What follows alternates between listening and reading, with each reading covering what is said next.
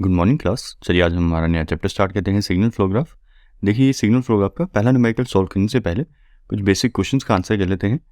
ये मैंने यहाँ पे कुछ बेसिक क्वेश्चंस लिख के रखे हैं कि हमें पढ़ना क्यों है, ये मिलता कहाँ से है और इसकी डिस्क्रिप्शन क्या है, ये चीज़ क्या है, ये चीज़ क्या है, ये एरो क्या है, ये G4 G5 G6 क्या है, ये H1 क्या है। इन कुछ बेसिक क्वेश्चंस का आंसर कर लेते हैं हमारा पहला न्यूमेरिकल सॉल्व करने से पहले। अगर कोई सिंपली न्यूमेरिकल सॉल्यूशन जानना चाहता है इसका कि सिग्नल फ्लो ग्राफ को सॉल्व करके ट्रांसफर फंक्शन कैसे निकाला जाता है, वो नेक्स्ट लेक्चर से स्टार्ट कर ले, लेक्चर 2 से। यहाँ पे मैं कुछ इन बेसिक क्वेश्चंस का आंसर करूँगा और किसी को सिग्नल फ्लो ग्राफ का सिर्फ सॉल्यूशन से मतलब है तो नेक्स्ट लेक्चर से शुरू कर ले। तो चलिए यहाँ पे हम इन कुछ बेसिक क्वेश्चंस का आंसर करते हैं। तो चलिए सबसे पहले इस क्वेश्चन का आंसर करते हैं कि ये चैप्टर हमें पढ़ना क्यों है। देखिए कोई भी चीज़ पढ़ने से पहले एक क्वेश्चन तो दिमाग में आता ही है कि ये चीज़ पढ़नी क्यों है हमें। तो सबसे पहले वही डिस्कस कर लेते हैं। देखिए इस पूरे चैप्टर के अंदर हम ट्रांसफर फंक्शन निकालना सीखेंगे। हमें इस तरह के सिग्नल फ्लो ग्राफ्स दिए गए होंगे और उनको रिड्यूस करके एक फाइनल ओवरऑल ट्रांसफर फंक्शन निकालना सीखेंगे।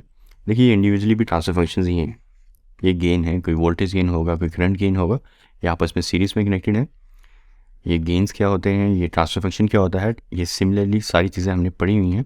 ड्राइविंग पॉइंट फंक्शन क्या होता है और ट्रांसफर फंक्शन क्या होता है, वोल्टेज गेन क्या होता है, एडमिटेंस गेन क्या होता है, इम्पीडेंस गेन क्या होता है, ये सारी की सारी चीज़ें हमने हमारे चैप्टर नेटवर्क फंक्शन में देखी थी कि कैसे किसी सिस्टम को RLC से बना हुआ सिस्टम को हम रिड्यूस करके उसका एक सिंपल गेन लिख सकते हैं।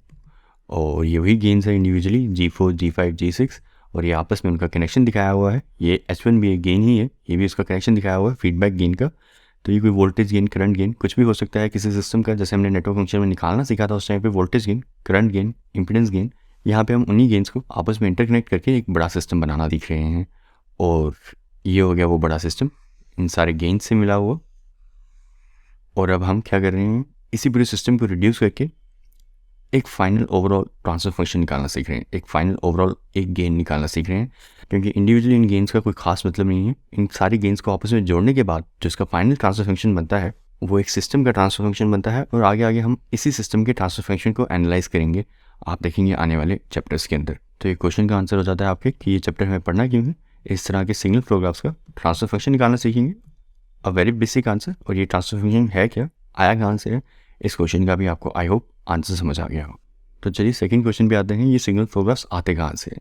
देखिए आपका कोई भी सिस्टम हो सकता है, कार, मोबाइल, लैपटॉप, पूरे कंट्रोल सिस्टम में जब भी वर्ड सिस्टम यूज़ हो तो आप समझ लीजिए आपके फिजिकल लाइफ के कोई सिस्टम की बात हो रही है। मैकेनिकल भी हो सकता है, इलेक्ट्रॉनिक भी हो सकता है, किसी भी प्रकार का आपका सिस्टम कोई हो सकता है। तो इस सिस्टम का आप बहुत सारी रिप्रेजेंटेशंस बना सकते हैं। आप मैथमेटिकल मॉडल भी बना सकते हैं किसी सिस्टम का। सिमिलरली आप एक सिस्टम का ब्लॉक डायग्राम रिप्रेजेंटेशन भी बना सकते हैं। आप किसी सिस्टम की डिफरेंशियल इक्वेशंस भी लिख सकते हैं जो आपके सिस्टम को गवर्न करता हो। और सिमिलरली आप इसी तरह से किसी एक सिस्टम का सिग्नल फ्लो ग्राफ भी बना सकते हैं जो आपके इस पूरे सिस्टम को रिप्रेजेंट करता हो।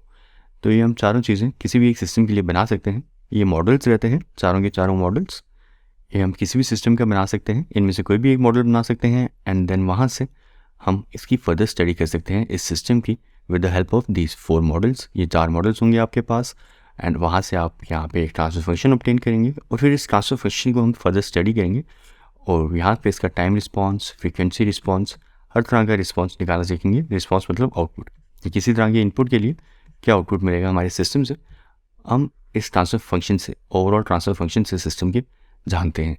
तो ये ओवरऑल ट्रांसफर फंक्शन सिस्टम का हमें कैसे मिल सकता है, डायरेक्टली तो नहीं मिलेगा, इनडायरेक्टली मिलेगा। आप पहले मैथमेटिकल मॉडल बनाएंगे या इस सिस्टम का ब्लॉक डायग्राम रिप्रेजेंटेशन बनाएंगे या इसी सिस्टम की डिफरेंशियल इक्वेशंस लिखेंगे या इसी सिस्टम का सिग्नल फ्लो ग्राफ बनाएंगे और वहाँ से ट्रांसफर फंक्शन ऑब्टेन करेंगे एंड देन वहाँ से हम कुछ तरह के इसके इनपुट आउटपुट रिलेशन सीखेंगे। वो हम आगे चैप्टर्स में पढ़ेंगे तो आपको समझ आ जाएगा। तो बात आ रही थी कि ये सिग्नल फ्लो ग्राफ हमें मिलते कहाँ से, किसी सिस्टम के हम इस तरह के 4 मॉडल्स ऑब्टेन कर सकते हैं। उनमें से एक मॉडल सिग्नल फ्लो ग्राफ भी है और इसी चैप्टर्स में हम आगे देखेंगे कि हमें किसी एक सिस्टम के 4 अलग अलग मॉडल्स बनाने की कोई ज़रूरत नहीं है। हमारे पास एक कोई मॉडल हो, मान लेते हैं ब्लॉक डायग्राम मॉडल हो, तो उसी मॉडल से हम उसकी डिफरेंशियल इक्वेशन भी बना सकते हैं। उसी ब्लॉक डायग्राम मॉडल से हम सिग्नल फ्लो ग्राफ भी बना सकते हैं और उसी ब्लॉक डायग्राम मॉडल से हम मैथमेटिकल मॉडल भी बना सकते हैं। यहाँ पे हम ये इंटर रिलेशनशिप बिटवीन मॉडल्स भी निकालना सीखेंगे कि कैसे हम सिग्नल फ्लो ग्राफ हमारे पास गिवन हो और उसका ब्लॉक डायग्राम बना सकते हैं और कैसे हमें ब्लॉक डायग्राम गिवन हो और उसका सिग्नल फ्लो ग्राफ बना सकते हैं। तो ये 4 मॉडल्स रहेंगे हमारे सिस्टम के और ये चारों के चारों मॉडल्स हम यूज़ करते हैं फाइनल ट्रांसफर फंक्शन ऑब्टेन करने के लिए, और इसी ट्रांसफर फंक्शन के ऊपर स्टडी होती है। तो चलिए ये बात आ गई है कि ये सिग्नल फ्लो ग्राफ आया कहाँ से। चलिए अब इस क्वेश्चन का आंसर करते हैं कि ये इंडिविजुअली चीज़ें हैं क्या क्या। देखिए ये तो हम डिस्कस कर चुके हैं, ये G4 G5 G6 क्या है। ये इस पूरे सर्किट का, पूरे सिस्टम के इंडिविजुअल एलिमेंट्स का गेन है। ये कोई भी आपका सिस्टम होता है मल्टीपल सर्किट्स के साथ बना हुआ होता है, एक अकेला तो कुछ चीज़ होती नहीं। कोई भी सिस्टम होगा आपका, आपने जैसे अपना कार मोबाइल ही देखा होगा, कार में किस तरह के सस्पेंशन भी लगे हैं, इंजन भी लगा है, टायर भी लगा है, चेसिस भी लगी है, बोनेट भी लगा है, सीट्स भी लगे हैं। तो कैसी छोटी छोटी ढेर सारी चीज़ें एक साथ लगी हुई हैं और आपको एक सिस्टम मिलता है आपकी कार। उसी तरह से यहाँ पे ये भी एक पूरे सिस्टम के छोटे छोटे हिस्से हैं और उनका ये गेन है G4 G5 G6। तो ये हो गया कि ये चीज़ क्या है G4 G5 G6, and H1 क्या है, ये भी गेन है, फीडबैक गेन है, H से रिप्रेजेंटेशन की हुई है इसकी। नेक्स्ट बात आ जाती है ये डॉट्स क्या है। देखिए जैसे हमने ब्लॉक डायग्राम में समिंग पॉइंट देखे थे और टेक ऑफ पॉइंट देखे थे, यहाँ पे सिंपली एक नोटेशन है, that is this dots also called as nodes. तो यहाँ पे ये नोड्स होंगे। यहाँ पे रिटर्निंग पाथ पे आपका स्विमिंग पॉइंट नहीं बनाया हुआ, यहाँ रिटर्निंग पाथ पे भी नोड है, और यहाँ टेक ऑफ पॉइंट पे जहाँ पे आपका ये सिग्नल आगे यहाँ से यहाँ जा रहा है, उस जगह पे हमने यहाँ पे भी रिप्रेजेंटेशन नोड की ही दी हुई है, दो अलग अलग रिप्रेजेंटेशन नहीं है। ये नोड्स भी सिमिलरली समिंग पॉइंट और टेक ऑफ पॉइंट की तरह ही है। तो ये बात होगी ये नोड्स क्या है।